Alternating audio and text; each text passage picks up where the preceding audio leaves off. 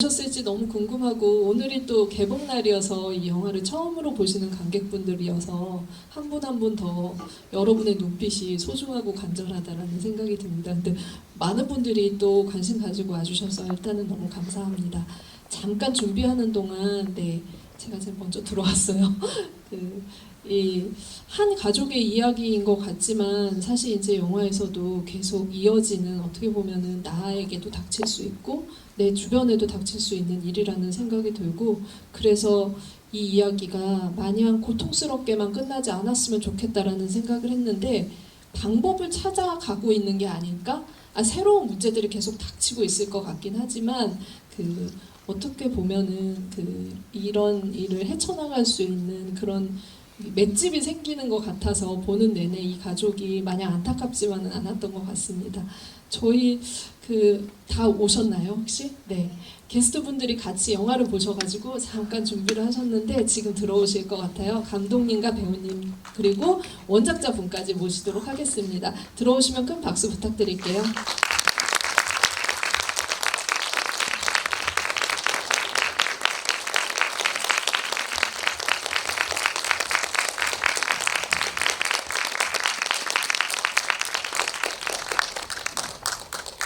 네, 자리에 먼저 앉고 그러면 와, 개봉날 이렇게 관객분을 만나는 그 심정이 지금 이제 무대에 자리하고 계신 분들이 굉장히 이제 가슴 떨릴 거라는 생각이 드는데, 이렇게 떨림을 빨리 깨기 위해서 인사를 먼저 듣고 시작하도록 하겠습니다. 감독님 먼저 말씀 부탁드릴게요. 네, 저희 영화가 영화제에서는 이제 몇 번 상영을 했지만 이제 정식으로 개봉된 첫날이고, 이제 개봉 버전에서 이제 조금씩 수정이 많이 됐습니다. 예, 영화제 버전과 다른 따끈따끈한 거의 새 작품 같은 이제 상영본으로 오늘 처음 상영을 해서 관객분들 뵙게 돼서 너무 기쁘고, 저희 영화 속에도 이제 출산 장면이 나오는데 오늘 정말 저희 영화가 이제 비로소 출산실에서 잘 태어난 날이 된 것 같아서 너무 기쁩니다. 네, 와주셔서 감사합니다. 네, 네, 안녕하세요. 극중 상현을 연기한 배우 김재화입니다. 반갑습니다. 감사드리고, 오늘 개봉을 하게 된 것도 정말 기적이나 다름없는데, 이렇게 개봉날 관객분들 모시고 GV를 하게 되어서 정말 기쁘고요. 또 하고 싶은 말이 많지만 출산 얘기도 해주세요. 네, 출산을 2번 해본 경험이 있으나 이렇게 또 작품을 여러분들과 함께 보고 같이 앉아서 보고 또 좋은 질문 받으려고 기다리고 있어요. 여러분, 제가 이 얘기하려고 했어요. GV 날 이렇게 와주시는 거는 사실 정해진 공연장에 와주시는 거나 다름없다는 생각을 갖고 있어요. 대 가까운 곳에 상영관이 많을 텐데 오늘 이렇게 찾아와 주셔서 진심으로 감사드립니다. 네, 큰 박수 부탁드리겠습니다. 네, 안녕하세요. 상현의 남편이자 지우 지수의 아빠 역할을 연기한 송도현입니다. 반갑습니다. 저희 작품이 작년에 부산국제영화제, 그 다음에 서울독립영화제 이렇게 여러 영화제들을 좀 다녔었어. 거기서 GV도 하고 관객분들도 만나고 했었는데요. 그때는 사실 GV를 할 때도 그렇게 떨린다는 느낌이 별로 없었는데 오늘 개봉 첫날 이렇게 직접 예매해서 이렇게 와주신 관객분들을 마주하니까 약간 설레는 느낌도 들고 감사하고 기쁘고 그렇네요. 너무 진심으로 감사드립니다. 와주셔서. 네, 옆에 지금 감독님과 이제 배우님들의 이 떨림을 전달을 받았는데, 진짜 이 작품을 처음으로 어떻게 보면 원작을 쓰신 분은 어떠실까? 네. 이 영화의 각색까지 또 이렇게 역할을 하셨거든요. 작가님께도 인사 듣겠습니다. 네, 안녕하세요. 저는 원작이었던 사랑합니다 동네 바보형이라는 말 책을 쓴 유승현이라고 합니다. 반갑습니다. 오늘이 첫날이라고 하는데 솔직히 저는 비영화인이잖아요. 그쵸, 네. 네. 실감이 하나도 안 납니다.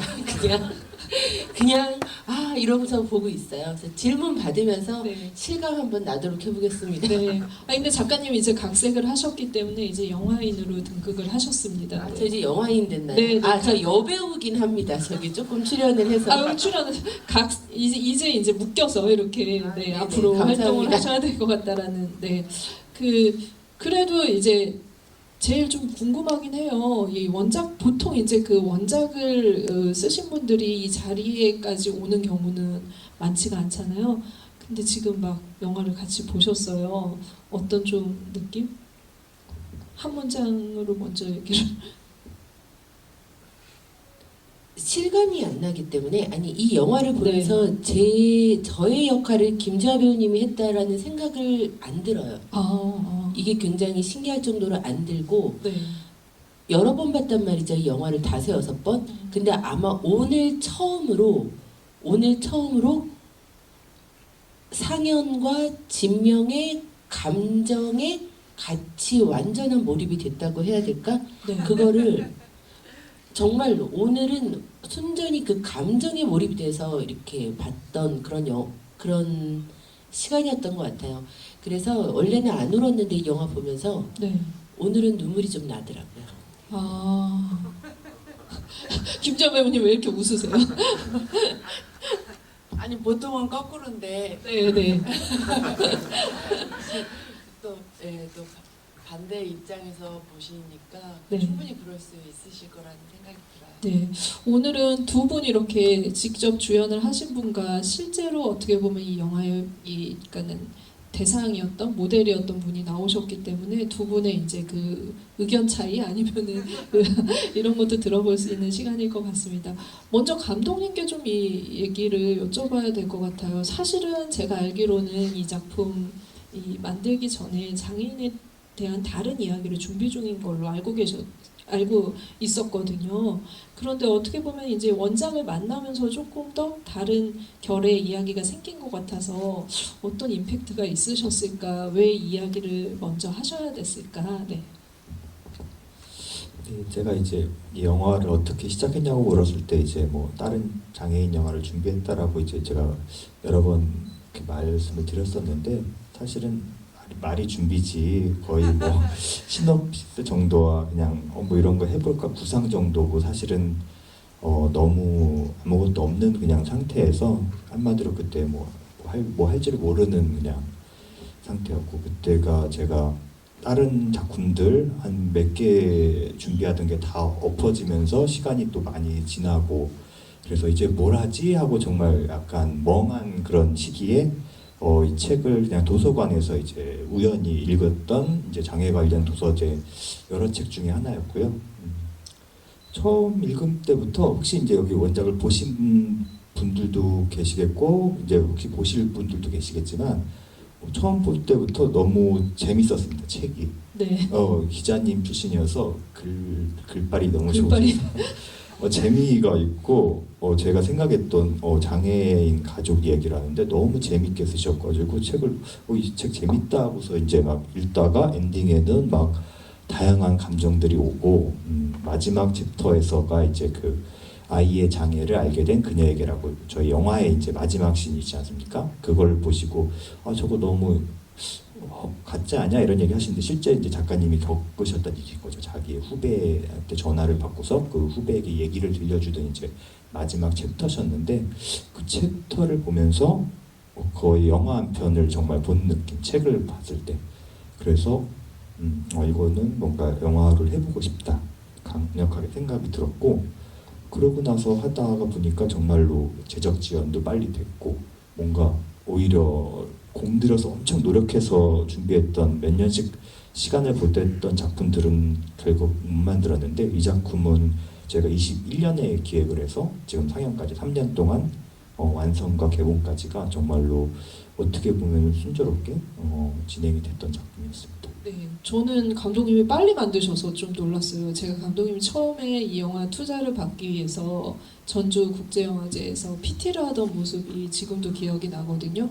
근데 그걸 하면서 차근차근 영화를 빨리 진행을 했는데 거기에는 아마 이제 원작자 분의 도움이 있지 않았을까. 이 영화가 만들어질 수 있게 된 데는 이런 것들을 같이 좀 이렇게 이야기 나누기도 하고 진행할 수 있는 그 힘을 원작자님이 준 것도 있지 않을까라는 생각이 드는데요.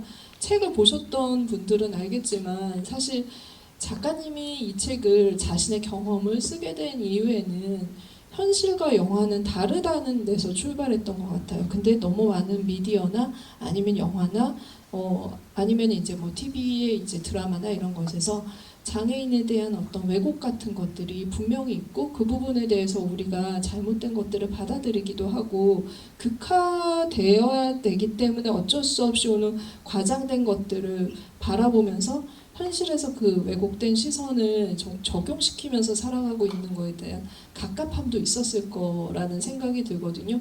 그래서 사실은 이제 감독님께서 영화화를 제안을 했을 때는 여러 가지 생각이 드셨을 것 같아요. 이거를 과연 만들어도 되는 것일까?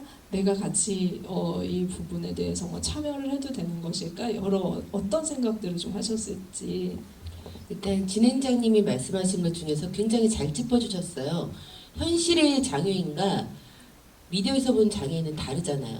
근데 그 생각을 하게 된 거는 바로 몇 년 전 일이고 이 시기에는 지금부터 8년 전에 썼던 8년 전 이야기들이에요. 지금 이때는 거기까지는 생각을 못했었고 일단 우리 아들에 대해서 알려야겠다. 사람들에게서 이 사회로부터 지금 이 여러분들로부터 거부당하는 경험을 이제 하기 시작하는데 이게 여러분들이 이 사회가 나쁜 사람들이어서가 아니란 말이에요.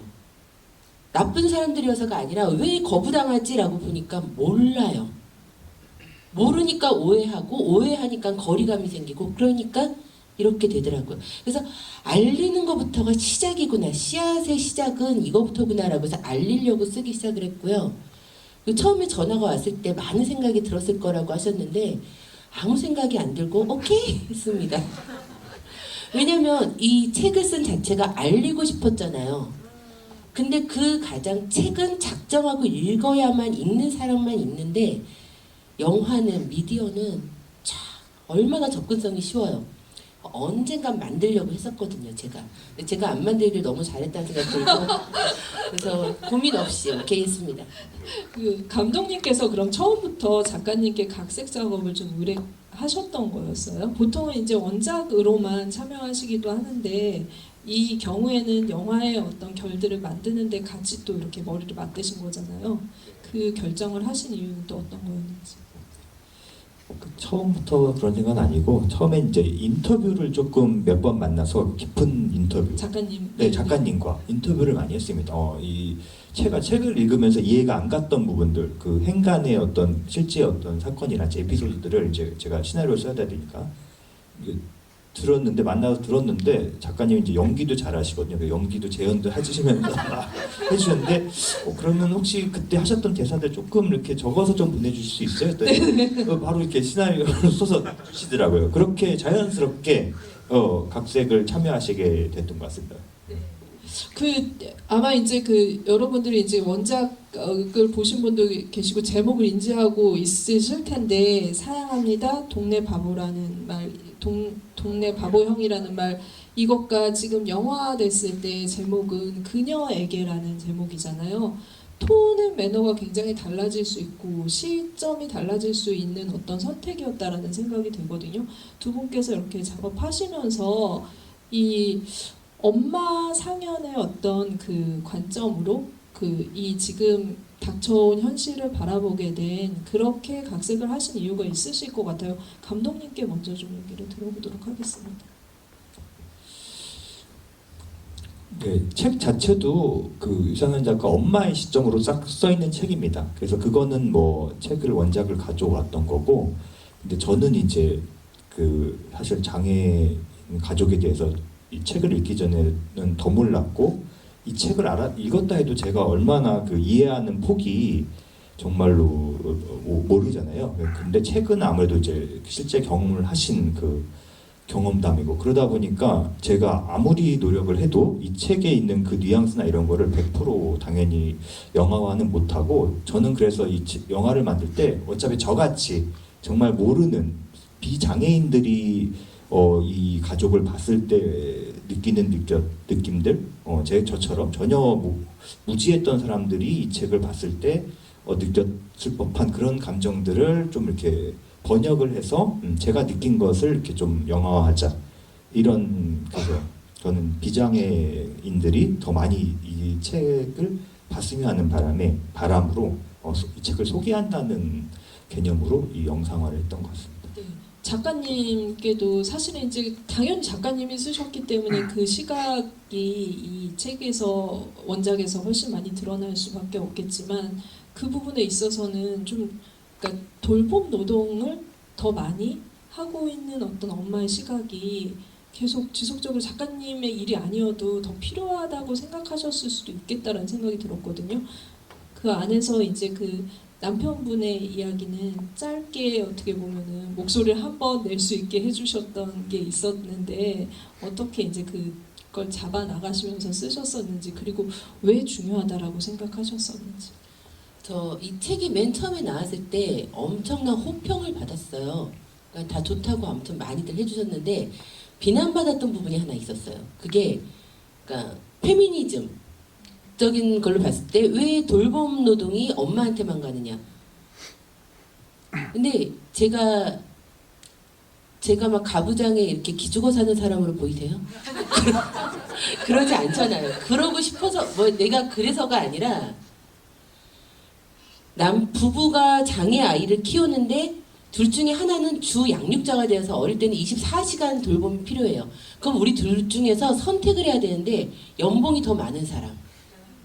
이건 정말 현실적인 판단이란 말이에요. 네. 그러다 보니까는 아빠가 엄마보다 더 연봉이 많은 경우가 대다수라서 어쩔 수 없이 아빠는 돈 벌어오는 그 역할을 맡게 되고 엄마가 주 양육자를 하게 되는 걸 맡게 되는, 이렇게 자연스럽게 지금 됐던 거였고, 그래서 책이 엄마 중심으로 나왔기 때문에 이 영화도 상연의 입장에서 쭉 나아가는데 오히려 감독님은 이 영화를 통해서 책에서는 보다 더 조금 나왔던 아빠인 진명의 모습들을 보여줬어요. 근데 제가 바로 어제까지는 이상하게 아무튼 실감은 안 나지만 그렇게 감정선들을 그냥 여기에 완전히 빠져들어서 보지 못했는데 저도 리뷰 막 읽는단 말이에요. 시선이 거기에 아빠한테 이걸 느꼈던 그 장애 가족들이 이렇게 있더라고요. 특히 오늘 오전부터 나왔던 리뷰들 보니까 부부가 같이 봐서 봤는데 남편이 그냥 이렇게 흐느껴 울면서, 그리고 막 남편의 마음을 처음으로 알게 된 그런 것들을 읽어서 그런지 오늘은 진명의 감정선과 이런 게 쫙 다 보이면서 오히려 정말 오히려 해주셔서 정말 다행이었다. 네. 그 생각. 지속적으로 진짜 감독님이 영화를 만들어 주셔서 다행이다라는 말씀을 결론은, 그런데 사실 이건 제가 밝히는 게 아니라 이 작가님의 남편분도 기자님이신 걸로. 네. 네, 남편이 영화 전문 기자라서 네, 그래서 둘이서 네. 영화 만들려고 했는데 안 하길 잘했어요. 다행이라고 생각을 합니다. 아니 근데 칼럼을 쓰셨더라고요. 이 영화에 대한. 당연히 이제 본인의 감상이 있으실 것 같은데 그래도 조금 나와서 서운했다라는 말씀을 빼놓지 않고 하셨더라고요. 우리 남편이 서운했다고는 하더라고요. 자기도 주 양육자잖아요. 역할을 분담하고 있었을 뿐이지. 근데 아빠들은 아빠들의 강함으로 인해서 숨어서 울었잖아요. 진명. 그게 현실인 거예요. 현실인 거예요. 그러다 보니까 나도 힘들었는데 왜 우리도 보면은 지금 김재화 배우님이 훨씬 많이 나왔기 때문에 더 많은 인터뷰 하시고, 왜?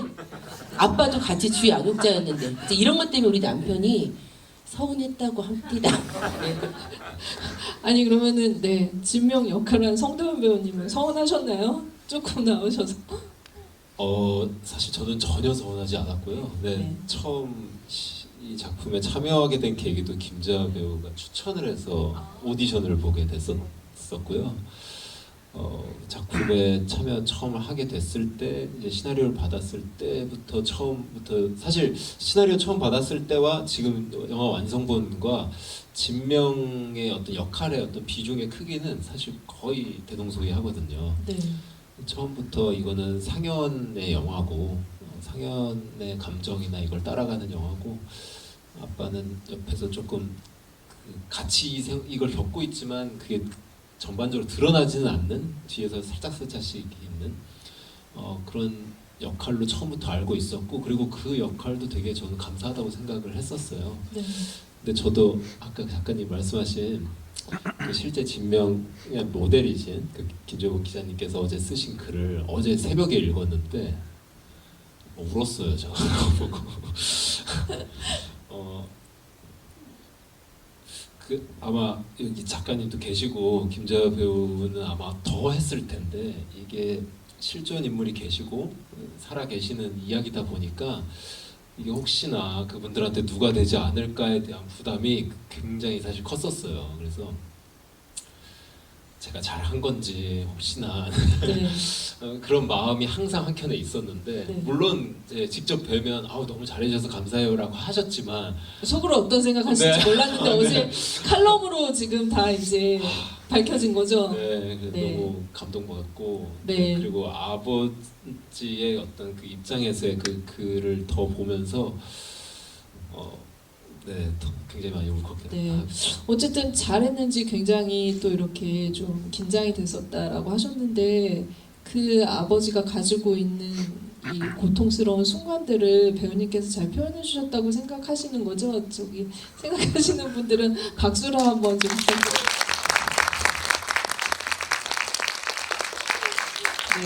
네, 아마 이제 그 이 영화에서 어떻게 보면은 이제 그 뭐 엄마의 역할, 아빠의 역할이 있긴 하지만 처음부터 사실 이 상현이라는 어떤 한 사람의 이런 그러니까 굴곡진 삶, 내 앞에 온 이 굴곡진 삶을 어떻게 내가 헤쳐나갈지를 거의 이제 그 잡고 가야 되는 인물로는 진짜 이 영화에서 상현의 선택이나 판단 이런 것들이 너무 중요하다라고 생각을 했고 그렇기 때문에 이 영화의 상현 역을 누가 하느냐에 따라서 영화가 잘 갈 수 있을지 아니면은 정말 이제 우리가 공감하지 못하고 어쩌면 미끄러 내려질 수도 있는 그런 순간이었다라고 생각을 하는데 김재하 배우님이 가지고 있는 거의 모든 것을 쏟아 넣었다라는 생각이 들 정도로 훌륭한 연기를 보여주셨다고 생각을 합니다.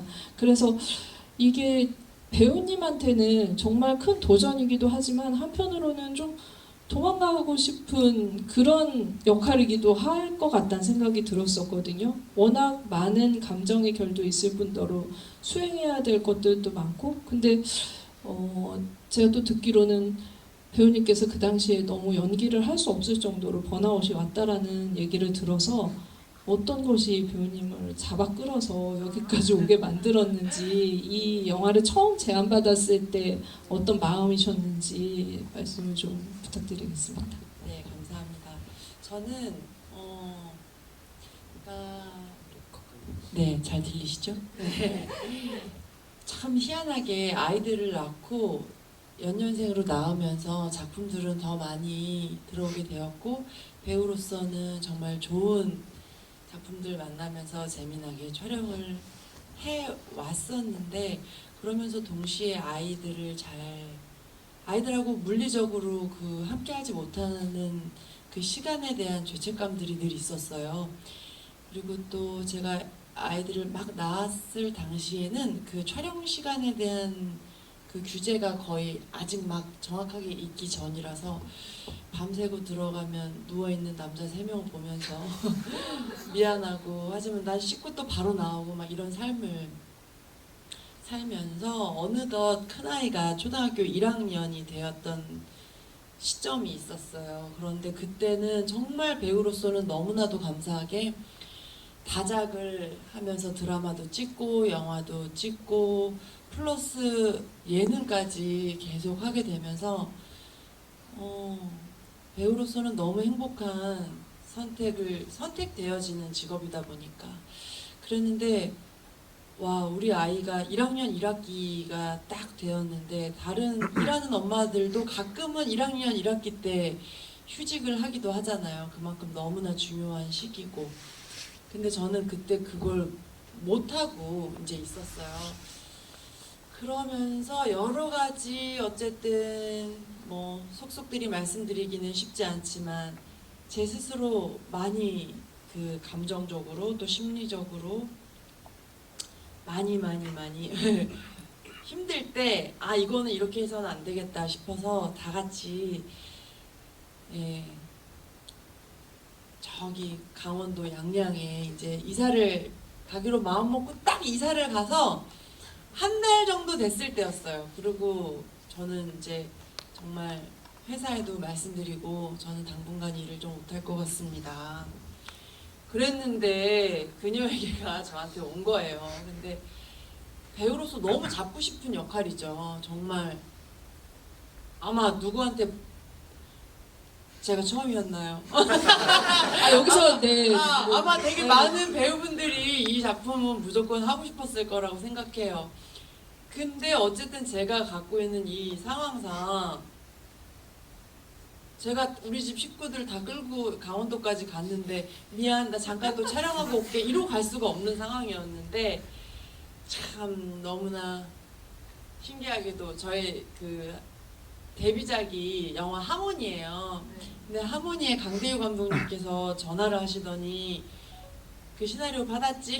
이러면서 아 근데 제가 이렇고 이래서 좀 사실 힘들어요. 근데 다시 한번 읽어봐라. 그런데 사실 그렇잖아요. 나를 데뷔시켜준 감독님의 말을 흘려듣기가. 그래서 진짜 다시 꼼꼼히 읽었는데 저희 엄마랑 통화를 했죠. 무조건 해야지. 어머니가 네. 그래서 이제 가족들에게 남편에게 특히 남편에게 여보 나 진짜 한 달 플러스 며칠만 더 갔다 하고 와야 될 것 같아. 그러면서 왔다 갔다. 근데 그 와중에도 학교에서도 또 전화가 와요. 왜냐면 전학간 학교에 적응하는 아들들이 힘들었었겠죠. 아무튼 그럼에도 불구하고 제가 감독님께 너무너무 감사드리고 싶은 건 저라는 배우에 대해서 뭐 여러 작품이 있었지만 그래도 이 역할을 맡기기 쉽지 않았을 텐데 감독님께서 저에게 상연을 주셔서 너무 감사드립니다. 박수 한번 부탁드리겠습니다. 그러니까 가족들은 양양에 결국은 내버려 두신 엄마였군요. 근데 감독님에게 김재하 배우님이 꼭 필요했던 이유가 있을 것 같은데 어떤 점에서 좀 왜냐면 저는 단편부터 계속 이제 김재하 배우님의 연기를 보면은 굉장히 강렬하고 센 연기들을 많이 하셨잖아요. 그래서 상현이 가지고 있는 결하고 어떻게 보면은 어떤 방식으로 맞을지 어떻게 떠올리셨을지 그런 게 좀 궁금합니다. 제가 상현 역할의 배우로 여배우로 생각했던 배우의 조건이 30대 후반에서 40대 초반 나이대인데 좀 육아 경험이 있었으면 좋겠다. 실제로 육아 경험이 있었으면 좋겠다. 그리고 이 초반에 그 30대 초반에 막 당당한 기자의 모습과 10년이 후에 그 이제 엄마가 돼가지고 후배에게 이렇게 또 조언을 해주는 그런 상현의 10년 후에 두 얼굴을 다 표현할 수 있는 배우였으면 좋겠다. 요 몇 가지 조건들을 갖고서 이제 여배우 리스트를 봤는데 일단 육아 경험이 있는 30, 40대 여배우도 진짜 적고 네, 그리고 초반 이런 당당한 모습, 나중에 이 성숙한 모습을 다 표현할 수 있는 여배우 어떤 여배우도 얼굴이 떠오르지가 않았고 그 상황에서 이제 김재하 배우가 출연한 영화들을 이렇게 드라마 이렇게 조금씩 봤는데 김재하 배우는 아무리 작은 역을 하든 큰 역을 하든 김재하 배우가 표현하는 뉘앙스들을 저는 너무너무 그냥 바로바로 이해가 되더라고요. 제가 봤을 때 어떤 배우들은 어떤 연기할 때 표현을 하는데 저 표현이 과연 어떤 의미로 저 표정을 짓고 있는 걸까를 생각하게 만드는 배우들이 저는 꽤 있다고 느꼈는데 김재하 배우가 하는 표현들은 너무너무 쉽게 공감이 확 되더라고요. 그래서 김재하 배우한테 한번 맡겨야겠다 하고서 이렇게 접근을 했는데 최종 결과물에서 촬영 때도 느꼈고 제가 기대한 거에 한 200% 이렇게까지 해서 저는 잘해주실지 몰랐는데 200%에 배우는 몇 %인가요? 퍼센테이지를 굳이 꼭 집어서 얘기하셨으니까 199%. 분발하셔야 될 것 같습니다. 네. 그 김재하 배우님은 사실 이제 그 정말 그 감독님 말씀하신 것처럼 자기 일에 있어서 자신 있고 그리고 내가 계획한 거는 반드시 이루려고 하는 의지도 있었던 사람이 세상이 내 뜻대로 되지 않고 왜 나한테 이런 일이 닥쳤지 해서 왜 나는 아닐까로 바뀌는 그 지점들을 표현을 하면서 실제로 그냥 시나리오에 있는 캐릭터 분석을 하기도 하셨겠지만 여기는 각본가가 진짜 이제 실제 모델이기도 했기 때문에 두 분께서 어떤 영향을 주고받지 않았을까 궁금하기도 하거든요. 저는 작가님 책은 물론 읽었고 또 작가님하고 미팅도 많이 하고 하면서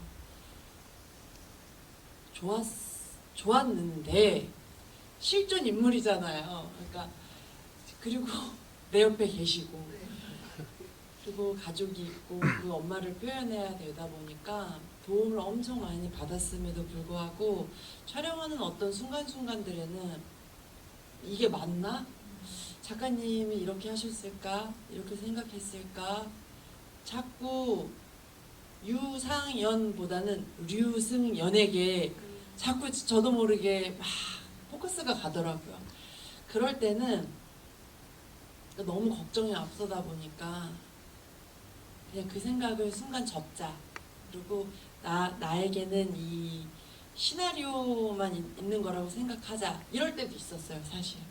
그래서 네, 물론 너무너무 도움이 됐고 그리고 연기 지도도 해주셨어요. 거기 네네. 저기 국회의원한테 호통치면서 전화 받는 장면 있잖아요. 실제로 이제 작가님의 이제 에피소드니까. 네, 그럼 그날 오셨어요. 네. 근데 이렇게 했는데 그 정도는 안 됩니다. 더 딱딱하고 소리를 더 질러주셔야 됩니다. 그래서 정말 그날 도움을 많이 받았습니다. 그 장면이 유독 제가 기자 같다라고 생각을 하긴 했었거든요. 저도 이제 많이 옆에서 본 기자들. 아니 지금 여기서 진짜 저 사과드려요. 내가 아니요. 이게 류승연이었으면 안 됐어요. 이 영화는 유상연이 이건데 네. 제가 그 장면을 할 때 내가 왜 갔었죠? 왜 갔는지 까먹었는데 혹시 알아? 출연한 그날 또 다른 씬 출연 때문에. 아 그랬었나요? 아무튼 근데 가게 됐는데 그 실존 국회의원이고 실존의 다 대사들이고 그 부분에 이제 감독님이 그 상황은 모르시기 때문에 거기 대본은 제가 이렇게 그 실존 인물이 했던 대사를 썼잖아요. 근데 거기서의 실제 제가 했었던 이 텐션은 국회의원이 처음에는 능글맞게 전화해서 이러고 하다가 갑자기 어느 순간 돌변해서 막 이러면서 화를 내면서 이제 압박이 들어오는 거거든요. 그러면 그 기에 지면 안 돼요. 그렇기 때문에 점점 하다가 이 기가 돼가지고 팍 해야 되는 건데 우리는 아시잖아요. 이 정도는 너무 이렇게 착하신 거예요. 그래서 더 못되게 막 이거를 주문을 했었는데 이게 제가 선을 넘는 거였던 거예요. 그러니까 부담을 드리는 행위였던 거예요. 이거를 저 진짜 최근에 깨달아가지고 정말 사과드립니다. 네, 한 분은 감사하다고 하고 한 분은 사과를 드리는 이렇게 굉장히 진풍경이 펼쳐지고 있는데, 네, 감독님 대신 또 이렇게 연기 디렉팅까지 하신 거였군요. 그날 뭐 찍으러 가신 거예요? 그러면은 그 장면이 기억이 하나도 안 납니다. 삭제된 장면이 하나 있는데 네. 삭제된 장면에 네. 자조 모임 모임 장면 하나 찍으려고. 네, 연기 디렉팅 하신 것만 기억하고 나머지는 다 지금 잊어먹으셨어요. 네, 캐릭터가 사실 이제 이 영화가 가지고 있는 것 중에 가장 중요한 거, 책을 쓰셨을 때도 아마 이거는 중요한 지점이었고 이 영화를 만들고 나서 감독님에게도 중요한 문제였을 것 같은데 어떤 시선을 가지고 우리가 살아갈 것인가에 대한 이야기를 하고 있다 결국에는 그런 생각이 들거든요. 영화에서 그 장면들을 통해서 각 장면들을 통해서 그 지점을 포착한 부분들이 많았던 것 같아요. 그거는 작가님이 쓰셨던 에피소드에 기반을 해서 많은 장면들이 좀 이루어져 있는데 사실 가장 이제 좀 여러분들도 충격을 받으셨을 테고 가족인 실제 겪는 이제 그 가족들로서도 가장 이제 부딪히기 힘든 상황이었을 것 같은데 슈퍼마켓에서의 그 일화였거든요. 그때 사실 이제 그 장면에서 카메라가 굉장히 많이 흔들리고 이 사람들이 어떻게 상황을 대처해야 될지 모르고 그 난장판이라고 할 정도로 사람들은 다 쏘아보고 있고 이 상황을 연출을 거의 이제 그 재난 영화처럼 거의 하시잖아요. 감독님께 그 장면을 좀 연출하신 그 장면 표현하신 그 이유와 어떤 부분을 좀 보여주고 싶으셨는지 먼저 말씀을 들어보겠습니다. 그 씬은 그 제가 기억하기로 그 책의 거의 1장인가? 오프닝 책의 오프닝 씬이었습니다. 아이가 갑자기 마트에서 이제 소동을 피우는 그 씬을 이제 묘사를 하셨었는데 그거를 약간 코믹하게 또 쓰셨어요. 자기는 그게 너무 비현실적이어가지고 뭐 그 상황이 슬로우 모션으로 보였고 나중에는 뭐 웃음도 났다. 그래서 자기가 거기를 빠져나가는 시간이 막 엄청나게 긴 시간처럼 느껴졌다. 그래가지고 저는 이제 그 책의 오프닝 이제 너무 그 씬부터 몰입이 되게 만드는 책이 그런 씬이어서 찍을 때 이 장면 잘 구현하고 싶다 이런 생각으로 해서 찍었는데 근데 사실은 저희가 이제 예산이 없다 보니까 그래서 마트를 거의 1시간 빌렸나? 예, 1시간 동안 이제 저 씬을 다 찍다 보니까 뒤에 몽타주에 또 은별 에피소드 씬까지 다 찍다 보니까 네, 정신없이 그래서 유일하게 저희가 핸드헬드로 찍은 씬이고 그 씬이 그 뭐 감정적인 이유도 있지만 그래 실제 러닝 타임을 줄이려고 촬영 시간을 줄이고 그리고 제가 편집 때 넣었다 뺐다 고민하다 결국 삭제한 씬이 있는데 좀 풀샷으로 그 상현이 슬로우로 천천히 그 아이를 데리고 빠져나가는데 사람들이 이렇게 좀 쳐다보는 그런 슬로우 장면을 찍었는데 아무래도 제가 좀 급하게 찍다 보니까 조금 퀄리티가 아쉬워서 결국 그 장면을 삭제하고 지금 이제 보신 그 느낌으로 최종 완성이 됐습니다. 저는 진짜 엄청나게 계획적으로 설계된 감독님의 그 연출적 의도라고 생각을 했어요. 왜냐면 그 장면 유독 흔들리기도 하고 거기서 어떻게 보면 이 가족이 처한 현실을 객관적으로 좀 보여준다라는 생각이 들었었거든요. 실제로 배우님들 촬영하실 때는 물론 이제 연기이긴 하지만 거기서 느껴지는 것들이 크게 다가왔을 것 같다는 생각이 드는데 두 분께서 좀 어떤 경험이 있는지 말씀을 듣겠습니다. 우선 그 감독님께서 말씀하신 것처럼 그때 시간이 너무 촉박했고 저희한테 실제로 마트에 이미 저희가 딱 있는 그 코너를 제외하고 나머지에선 다 일반 손님들도 계신 상황이었잖아요. 점점 들어오고 있어요. 그 피카츄 빵 사신다고 이미 줄 서서 계시던 이제 분들이 계셨어요. 피카츄 빵이 또 유행이어서. 네. 다 이제 손주 손녀분 그 빵 사주려고 할아버지 할머니들이 줄을 쫙 서셨더라고요. 근데 아무튼 그런 좀 급박한 상황에서 빨리 최대한 이제 탁 찍어야 된다라는 생각에 좀 집중해서 찍었던 그 기억이 있고요. 실제 촬영 장면의 진명의 모습은 사실 많이 나오진 않지만 그때 계절 배경 때문에 이제 그런 어떤 셔츠도 입고 이렇게 스웨터도 입고 이렇게 입었는데 땀이 안에 엄청 났었어요. 그러니까 발버둥 치는 지우를 계속 안고 막 들고 이제 가고 이제 하는데 그 장면을 생각하면 실제 아마 그 가족분들도 그랬겠다. 그 진땀이 정말 식은땀이 계속 나는 그런 상황이었겠다라는 생각이 들었던 게 기억이 납니다. 저도 그 장면 기억에 많이 남고 또 제가 영화를 통틀어서 좋아하는 몇몇 장면 중에 하나고 또 제 얼굴도 좋아요. 거기가 그러니까 아마 뭐 그렇다고 NG 없이 계속 이제 빨리빨리 찍어야 되기 때문에 저희가 되게 초집중해서 찍었던 기억이 나고 저는 상현하고 완전히 비슷하진 않고 차원이 다른 그냥 그거지만 그럴 때 있어요.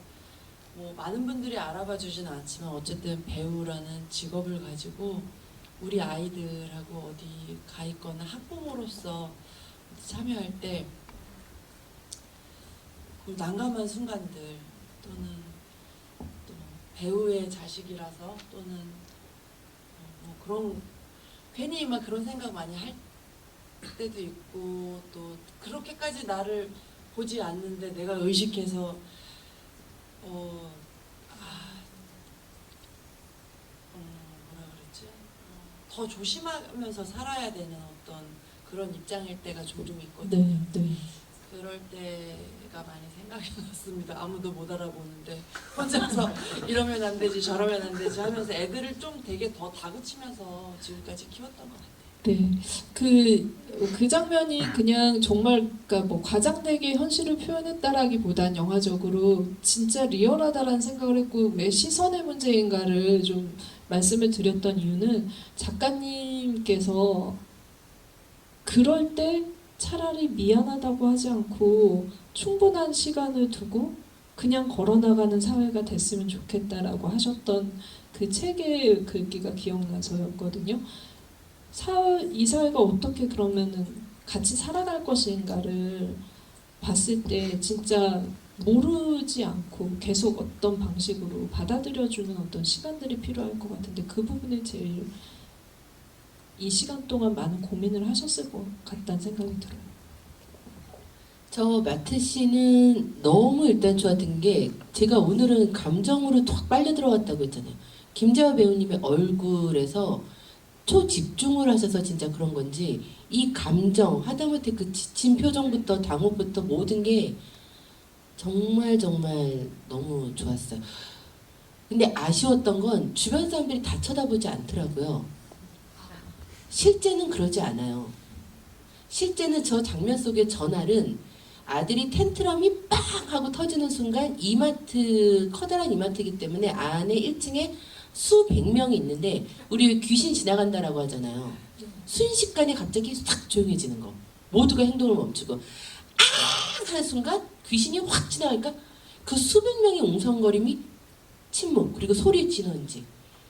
그러니까 남편이 당황을 하니까 진땀을 흘리면서 아들을 들쳐 업고서는 막 이제 도망가니까 나는 뒤에서 카트를 끌고 가는데 정말 그 누구도 움직이지 않고 누구도 숨 하나를 안 쉬고 빠르게 가는 남편과 울어제끼는 아이와 뒤에서 카트를 타고 가는 나가 있는데 이게 그 인정사정 볼 것 없다 해서 이렇게 천천히 막 이 장면 있잖아요. 네네.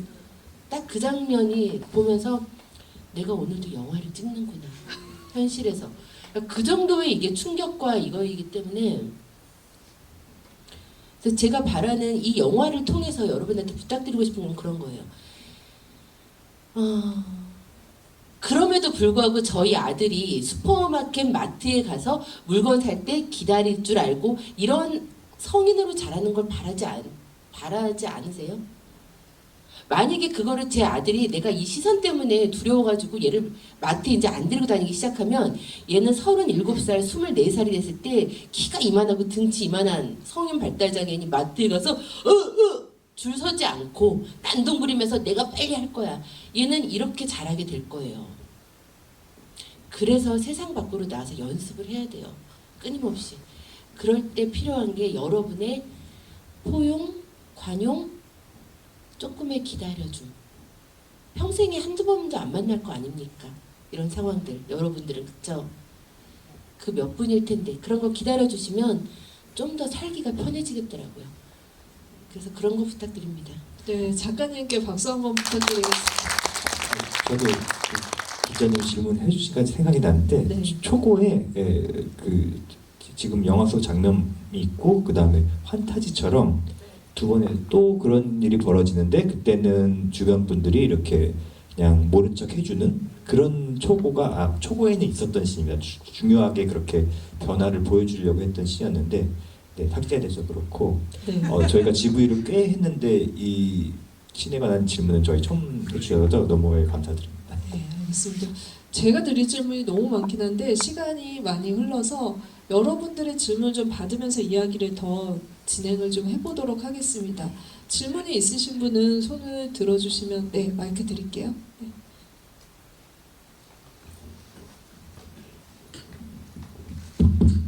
네, 안녕하세요. 저 영화 너무 잘 봤고요.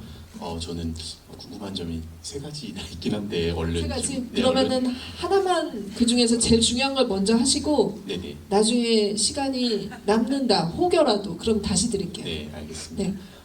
그러면은 하나 좀 긴 거 하고 짧은 거 하나 하고 두 개만 하겠습니다. 굳이 저랑 이렇게 타협을 하시는 분 두 개 그럼 네, 가겠습니다. 출연하신 분들 중에서 제가 정확하게 봤는지 모르겠는데 이은자 선생님께서 나오신 것 같더라고요. 강서 지원센터에. 그래서 그 선생님이 어떻게 출연하시게 됐는지 혹시 그리고 뭔가 이렇게 조언을 받으신 게 있는지 궁금했고, 하나는 김자 배우님이 그 키즈 카페에서 이렇게 맥주 따르실 때 좀 이렇게 못 따르시는지 궁금해서 알고 계시는지 궁금해서. 짧은 질문. 네, 알겠습니다. 김재하 배우님 먼저. 저는 이 질문 전에도 몇 번 받았어요. 근데 그때는 이 엄마들 빨리 따라주고 사람들의 기분을 빨리 좋게 이 분위기를 꾸려 나가야겠다는 생각에 그렇게 되는지도 모르고 가까이 그렇게 되는지도 모르고 열심히 따랐는데 정말 거품만 따랐더라고요. 제 친구랑 같이 봤는데 그렇게밖에 못 따르냐고 혼났어요. 네, 감독님께서. 네네. 제가 알기로는 맥주는 이제 받는 사람이 잔을 기울여서 받아야지 거품이 안 나는데 맥주. 네, 재하 배우 잘못이 아니라 받는 분들이 기울을 받는 분들이 잘못하셨던 거고요. 지금 자리에 안 계신다고 그분 네. 탓으로 그냥. 네, 그리고 이은자 선생님이 맞고 그 선생님이 이제 그 학교 가는 길이라는 이제 다큐에서 이제 주요 역할로 이제 출연을 하셨었는데 제가 그 다큐를 보고서 너무 저 분이 캐릭터로 보이시더라고요. 그래서 제가 그 감독님한테 연락처를 받아가지고 꼭 좀 저희 영화 속 장면에 좀 출연을 부탁드리고 싶다 해서 저희가 카메오처럼 이렇게 요청을 드렸었습니다. 네, 또 그런 인연이 있으셨군요. 저희 또 질문을 받아보도록 하겠습니다. 네네. 먼저. 네, 좋은.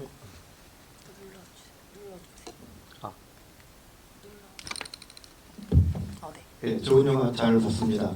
전 감독님께 질문이 있는데요. 먼저 중간에 지우가 나도 장애를 가지고 태어났으면 좋겠어. 엄마가 너무 지수가 네네네. 지우한테 너무 관심을 보이니까 그렇게 이제 투정을 하셨으니까 저는 그때 뭘 봤냐면 그 TV 화면을 봤어요.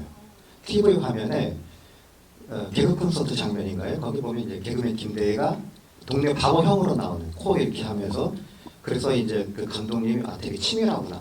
이제 그런 걸 극 중에 또 이제 그 감독님한테 엉덩이를 발개질을 맡고 있어요. 그래서 장애를 갖고 있는 동네 바보형이 이제 좀 맡고 있는 장면을 의도적으로 넣으셔가지고 되게 치밀하신 감독님이시구나 하고 생각을 했고요. 그 다음에 제가 이 영화 느낀 거는 이제 극 중에 이제 천주교적인 장면, 김유산 주기경의 선종이라든가 처음에 이제 기도를 한다거나 그런 걸 봤는데 저는 영화를 계속 보면서 뭔가 천주교보다는 불교적인 느낌이 강하다고 생각했거든요. 왜냐하면 이제 극중 상연이 고통과 번뇌와 이런 거를 막 겪다가 나중에 초월하는 해탈로 가는. 그러면서 이제 그 김지아 배우의 머리가 짧아져요. 스님처럼. 그래서 그거를 감독님이 의도를 하셔가지고 저는 그렇게 해가지고 머리가 짧아가지고 스님처럼은 짧게 할 수 없으니까 갑자기 종반으로 가면서 짧아지면서 배우님이 이제 좀 뭔가 초월한 듯한 그런 모습을 보여가지고 오히려 저는 불교적인 느낌을 받았거든요. 감독님 의도는 어떠셨는지 그게 좀 궁금합니다. 네, 화면은 정말 치밀하게 감독님이 하신 게 맞을 걸 당연히 그럴 거라 생각하는데 감독님 답변 먼저 들어보도록 하겠습니다. 네. 그 원작 책의 제목이 이제 사양합니다 동네 바보형이라는 말이지 않습니까? 이제 그게 이제 한 챕터를 할애해가지고 그렇게 어떤 미디어에서 동네 바보형을 희화하면서 저희가 그런 프로들을 보면서 자란 거에 대해서 그게 이제 이 사회의 공기처럼 이런 그 발달 장애인들에 대한 뭔가 그런 차별적인 시선을 담고 있다라는 이제 챕터가 이제 있었는데 그래서 그런 것을 뭔가 영화에 당연히 표현을 하고 싶어가지고 그렇게 너무 직접적이진 않지만 더 직접적으로 아예 그런 그 TV 화면을 막 보다가 상연히 분노하는 씬이 있었는데 그거는 조금 편집 과정에서 삭제가 됐고 그래서 약간 지금 형태로 이렇게 보시는 분들만 보실 수 있게 조금 남겨뒀고요. 네, 추기경 부분은 지금 이제 그 다른 종교까지 이제 접목해서 해석을 해주셨는데 감독의 의견을 한번 들어보고 또 작가님 얘기도 좀 말씀 들어보면 좋을 것 같습니다. 그 이제 저희 영화 이제 종교적으로 이제 김수환 추기경 에피소드가 나오지 않습니까? 그게 이제 사실은 원작에 다 있던 얘기입니다. 예, 실제로 작가님이 그렇게 김수환 추기경님이 돌아가시는 날 기도를 드렸고 그다음에 이제 임신을 하셔서 출산을 했고 그래서 나중에는 이제 추기경님을 원망하셨다가 그 이후에는 그거를 또 꿈에도 나타나는 저희 병실신 장면도 그것도 실제로 작가님이 겪으셨던 일이고 그래서 그런 코드들이 있었는데 제가 원작을 보면서도 그 코드들이 제가 또 이 영화를 꼭 만들고 싶다라고 생각했던 중요한 부분 중에 하나였습니다.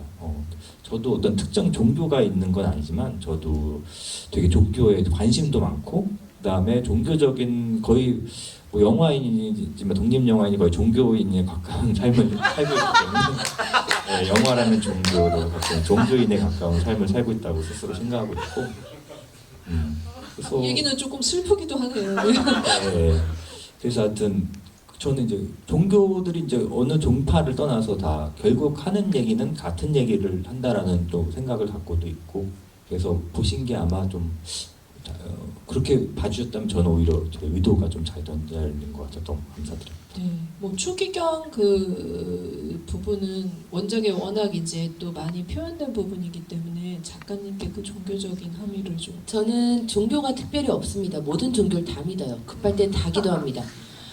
그렇게 무지하기 때문에 나왔던 발상이 김수환 추기경 돌아가셨으니까 빨리 기도하자였어요. 내가 하나님을 믿는 종교를 갖고 있다면 그런 생각을 어떻게 해요? 근데 무지한 인간이다 보니까 이제 막 돌아가셨잖아요. 그럼 신입이니까 하나님을 빨리 만날 것 같은 거예요. 그러니까 하나님은 바쁘니까 워낙 전 세계 다 여기 신입한테 성인이잖아요. 게다가 그러니까 여기다 기도하면 메시지가 전달될 수 있을 것 같아서 기도를 하자고 해서 기도를 했는데 그러고 나서 얼마 뒤에 남편이 아침에 일어나서 그래요. 야 우리 임신했나 보다. 왜? 꿈을 꿨는데 남편이 꿈에 김수환 추기경이 나타나서 본인이 입고 있던 추기경 복을 벗어서 남편한테 이렇게 입혀주셨다는 거예요. 이 얘기 천주교인들이 들으면 다 울어요. 진짜로. 진짜 우리는 그런 사람들이 아니란 말이에요. 그냥 다 기도하는 사람들인데 그런 일을 겪어서 우리는 야 여기는 김수환 추기경이 축복을 받은 아이야. 그래서 태명을 수환이라고 져서 수환아 하다가 한 달 뒤에 보니까 쌍둥이를 얘기를 수야 환이야. 그러다가 아이들이 태어나고 나니까 이름을 한 글자씩 넣어서 김수인, 김동환 이렇게 지은 거예요. 그래서 세상에 종교인들도 못 받는 김수환 추기경의 축복을 받았으니 이 아이들은 대박이다 이러고 있었는데 장애가 왔잖아요. 분노가 김수환 추기경 이야기가 나오거나 우리 명동성당도 찾아가세요. 가족들끼리 앞에다 두고 지나가는 신부님 붙잡고 제가 이런 꿈을 꿨는데요. 애가 왜 장애가 있죠? 따지기도 하고 그 동상 같은 거 이렇게 목만 분노에 이글거리면서 그랬던 시기가 있었습니다. 그리고 저기 나왔던 꿈속의 장면은 제가 친정에서 자고 있을 때 꿈인데 꿈이겠죠 뭐. 들어와가지고 이렇게 아들의 머리하고 이렇게 한 번씩 쓰다듬어주고 저한테 이러고 싹 나가시는 이제 그거를 껐었어요. 그래서 종교인은 아니지만 그런 게 실제 저희 경험으로 있었고 하지만 저는 지금 이 삼재 소멸 팔찌를 끼고 있고 너무 힘들었거든요. 그래서 이게 오늘 또 관객분의 말씀을 들으니까 불교 쪽으로 이 영화가 종교 대통합 이런 쪽으로도 갈 수 있을 것 같고 좋습니다. 알겠습니다. 네, 질문을 하나 더 받아볼게요. 와, 너무 김지아 배우님 한 분만 제가 선택을 못하겠네요. 죄송하지만 일어나셔서 가위바위보 아, 또 새로운 방식으로 괜찮으시겠어요? 동의하시는 분은 그럼 가위바위보를 할까요? 앉아서 하셔도 될 것 같아요. 네, 제가 구령할게요. 가위바위보. 다 똑같아. 가위바위보. 셋. 가위바위보. 가위바위보. 한 번 더. 가위바위보. 가위바위보. 재밌네요. 잠깐만. 둘. 가위바위보.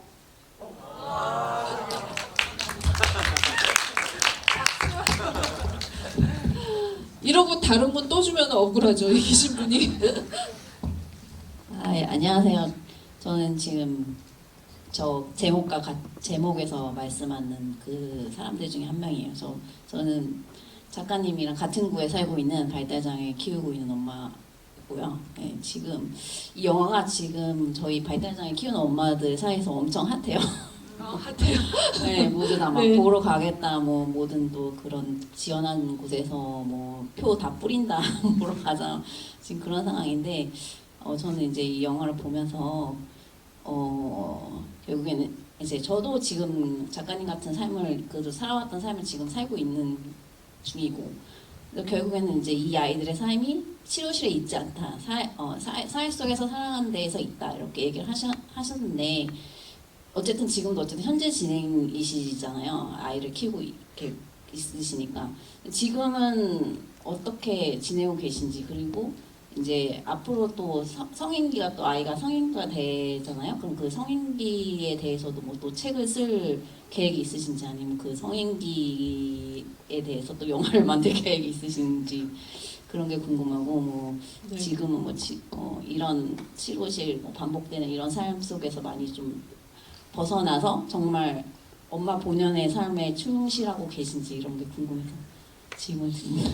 중요한 질문 해주셨네요. 이렇게 다음 책까지 네, 벌써 이렇게 짚어주시는. 네. 네, 일단 이 책을 쓰고 나서 정말 행복한 내 자신의 행복을 먼저 찾아서 엄청 행복하게 듯하게 삽니다. 하지만 아들이 중학생이 되고 나니까 또 다른 벽에 부딪혀요. 청소년기잖아요. 제가 3주 소멸팔찌를 샀다니까요.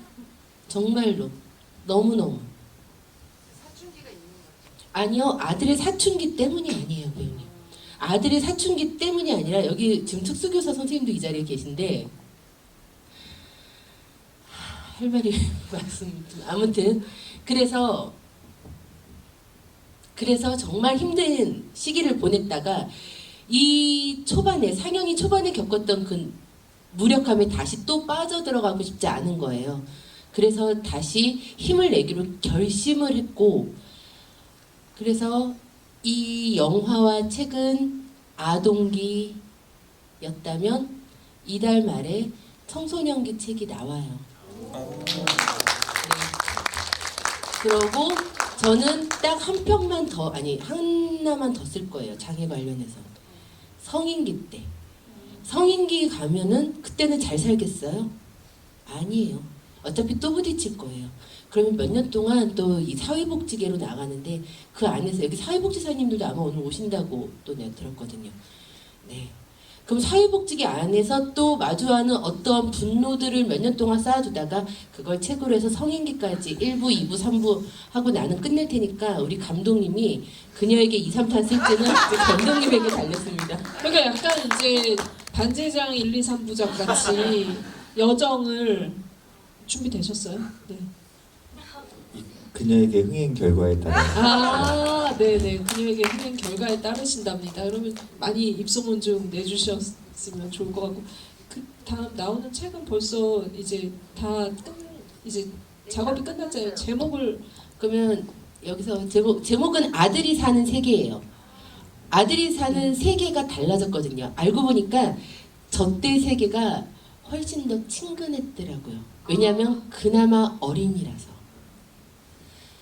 그리고 이거는 그냥 우리 여기 출판사에서 오셨는데 꼭 얘기해달라고 하셔서 책 4대를 저기다 세워놨대요. 그래서 끝나고 혹시 원작이 이거 필요하신 분들은 사과라는 말을 꼭 한번 해달라고 해서 이렇게 한번 해봅니다. 제가 하려고 했었는데, 네 작가님 직접 말씀하시면 힘들까봐. 네. 부장님이 꼭 해달라고. 계속 이렇게 눈빛을 보내고 있으셔서 그랬구나. 네. 저희 질문은 여기까지 받도록 할게요. 사실 이제 더 많이 들을 얘기들이 많긴 한데, 오늘이 개봉이고 첫 지부이고요. 계속 또 다른 또 만남이 있을 거여서 좀 많이 관심 가지시고 좀 참여해 주시면 좋을 것 같고요.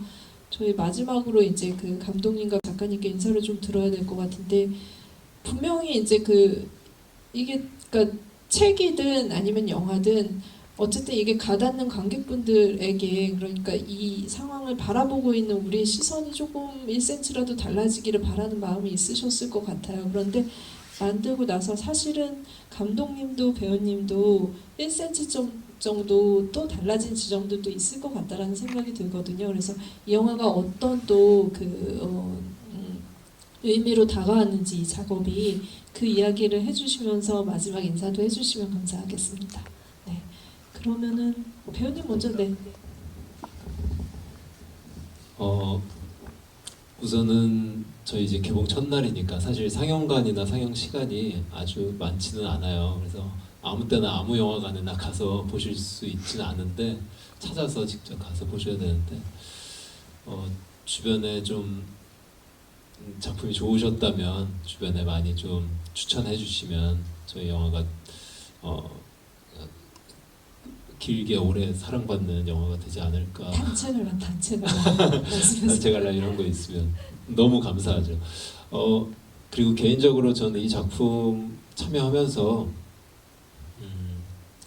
원작 책을 읽었을 때도 그렇고 시나리오를 보고서도 그랬고 촬영하면서도 과연 어떻게 이런 문제를 저도 너무 문외한이었기 때문에 제가 너무 몰랐었고 그게 되게 부끄러웠고 이렇게 세상이 좀 따뜻한 시선으로 바뀌려면 어떻게 하면 좋을까 그냥 기도하는 수밖에 없나 이런 생각을 했었어요. 되게 막막하게 느껴졌는데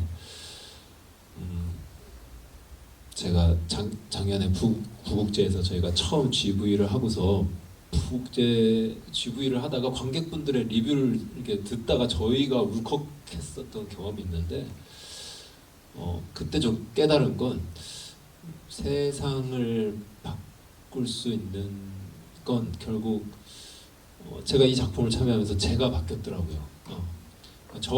제가 바꿀 수 있는 건 저밖에 없구나라는 생각이 들었고 저처럼 바뀌신 분들이 하나 둘씩 늘어나면 세상이 바뀔 수 있지 않을까 하는 생각이 들고요. 감독님께서 안 그래도 저희 개봉 즈음에서 밴드에 저희 이제 스태프들하고 배우들 있는 밴드에 나비의 날개짓이 태풍이 되길 기도해 봅니다라고 하셨는데 많은 분들이 들으시고 보시고 바뀌셨으면 좋겠습니다.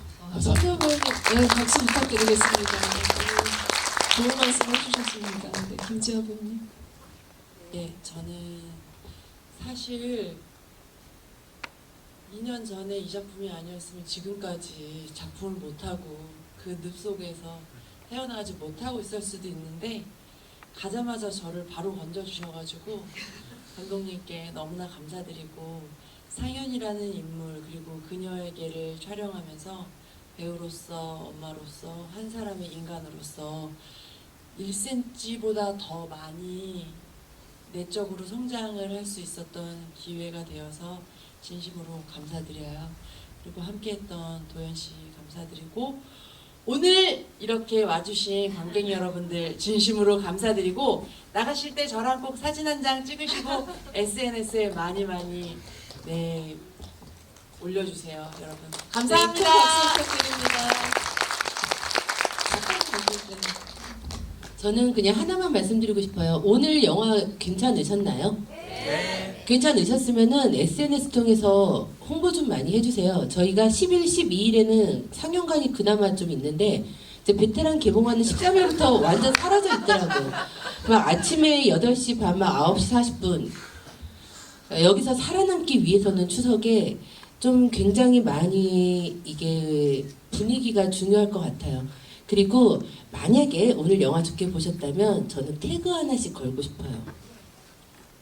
여우주연상 김재화. 네네요.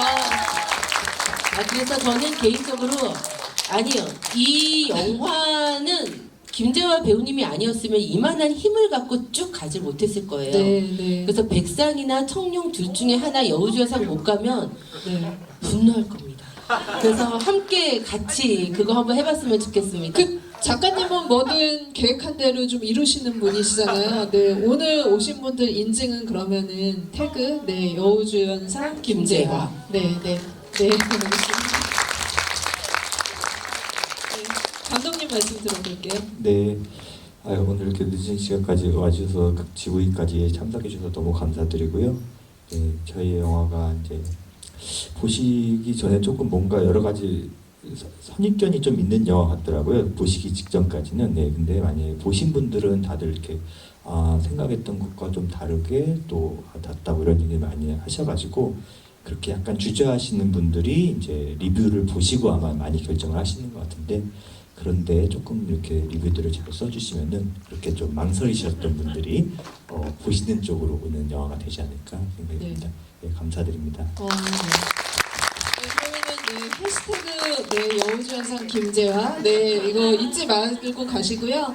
저희 진짜 그 원작 관심 있으신 분들은 출판사에서 나오셔서 10% 할인 가격으로 드리는 게 아니라 판매하니 꼭 관심 가지시고 한번 들려주시기를 바랍니다. 그럼 저희 여기서 토크는 마치도록 하겠습니다. 감사합니다. 감사합니다.